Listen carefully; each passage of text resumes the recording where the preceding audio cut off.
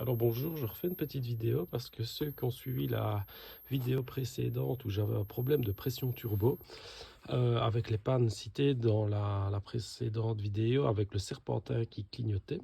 Donc ceux qui avaient regardé, j'avais expliqué comment changer la wastegate.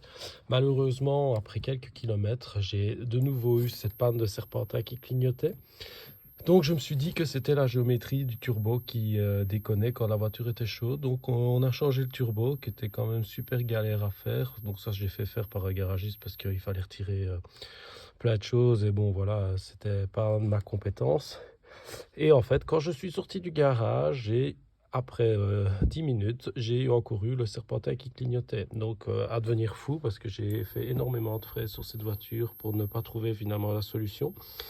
Et en fait, je me suis consacré à vraiment regarder ce qui pouvait déconner parce que c'était vraiment un problème de turbo. Donc on avait tout changé, donc c'était pas possible.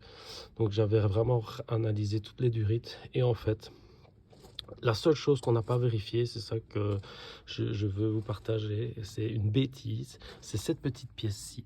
Là, voilà, ça. Donc en fait, c'est un clapet anti-retour d'air.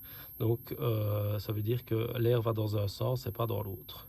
Et en fait, en regardant tout à fait par hasard, j'ai démonté ça, j'ai décidé de souffler dedans. Et l'air allait comme dans une paille. Donc la membrane en fait était pétée. Donc il n'y avait plus en fait de surpression qui restait dans le tuyau puisque l'air allait dans les deux sens. En gros, cette pièce chez VW, je l'ai payée 7 euros. Donc, si ça se trouve, j'ai changé tout sur la voiture pour cette bête pièce que en fait on n'a jamais pensé à recontrôler parce que enfin voilà, c'était une vanne qui n'avait rien. Et bon, mais la membrane était pétée à l'intérieur. Donc voilà, donc si vous avez ce souci, regardez cette pièce, ça vous évitera peut-être de dépenser beaucoup d'argent comme moi j'ai fait. Enfin maintenant, en attendant, j'ai une voiture qui est à mon avis repartie pour quelques centaines de mille de kilomètres parce que tout a été changé. Voilà, au plaisir.